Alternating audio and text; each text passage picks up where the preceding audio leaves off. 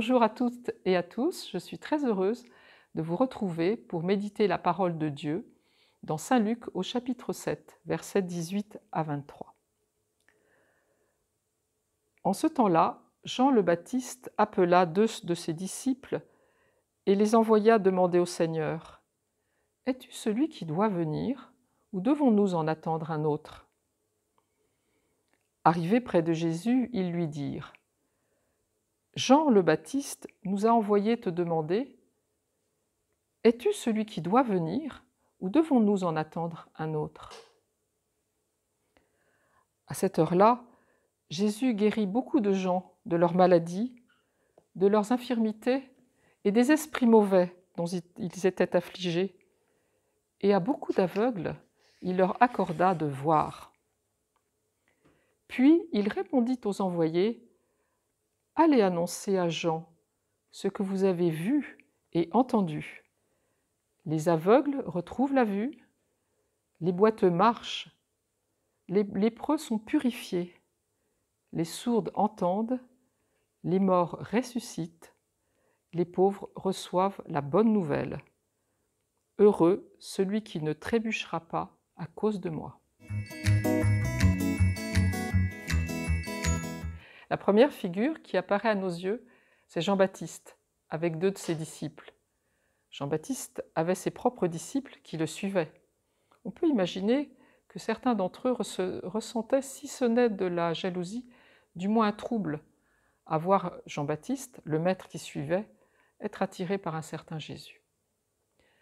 Et voilà que Jean-Baptiste les envoie demander au Seigneur : « Es-tu celui qui doit venir, ou devons-nous en attendre un autre ?» Par Seigneur, c'est-à-dire Maître, Jean-Baptiste dit quelque chose de sa relation avec Jésus. Lui qui avait désigné avec assurance l'agneau de Dieu à la foule présente sur les bords du Jourdain, il doit faire le chemin de la recherche, de l'engagement personnel. Et il invite aussi ses disciples à le faire. Et voilà les 2 disciples qui partis pour demander au Seigneur si c'est lui qui doit venir. Première invitation, nous mettre en route, rechercher le Christ avec nos questionnements, nos doutes. Luc montre d'abord Jésus qui, à cette heure, guérit beaucoup de gens de leurs maladies, infirmités, chasse les esprits mauvais. Je suis vraiment touchée par la compassion, oui, la compassion de Jésus qui révèle toute la bonté, toute la miséricorde de son Père, de notre Père. C'est seulement dans un deuxième temps que Jésus répond aux envoyés de Jean-Baptiste. « Allez rapporter à Jean ce que vous avez vu et entendu. Les aveugles retrouvent la vue, les boiteux marchent, les lépreux sont purifiés, les sourds entendent, les morts ressuscitent. La bonne nouvelle est annoncée aux pauvres. » Jésus ne répond pas à la question des disciples. Il montre juste ce qu'est le royaume. Il ne nous est pas dit ce qu'ont rapporté à Jean-Baptiste ses 2 disciples. Auront-ils cru que c'est lui, Jésus, qui doit venir ? Est-ce qu'ils seront repartis tout joyeux ? Et nous ? Qui n'a pas été éprouvé, triste, découragé, révolté par les événements de la vie ?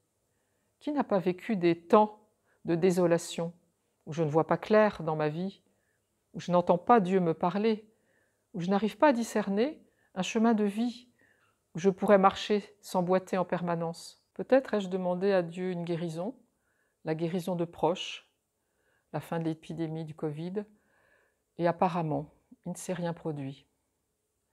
Est-ce que Jésus serait un menteur?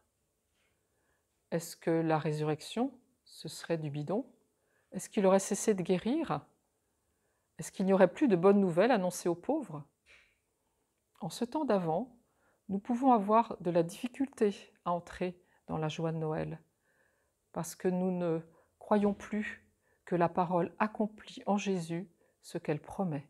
Deuxième invitation, après nous être mis en route, comme les 2 disciples de Jean, n'ayons pas peur de présenter à Jésus nos maladies, nos infirmités physiques, spirituelles, psychiques. Croyons que Jésus brûle de mettre en chacun de nous et dans le monde son feu d'amour, sa vie.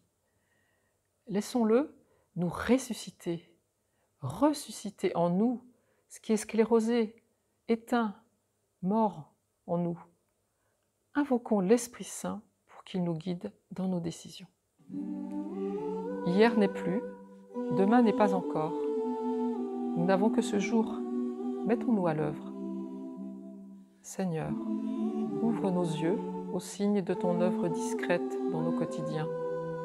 Que ta parole nous ouvre à l'accomplissement de la promesse. Que notre espérance nous libère de toute cécité. Le salut vient à nous par toi qui se fait chair. Dieu de la paix, tu renouvelles ce matin la joie de l'Église. Nous te louons, pour elle Jésus s'est livré, d'elle la conduire en ce jour. Bonne journée à tous, au revoir, à demain avec le Père Gabriel et bon chemin à chacun vers Noël.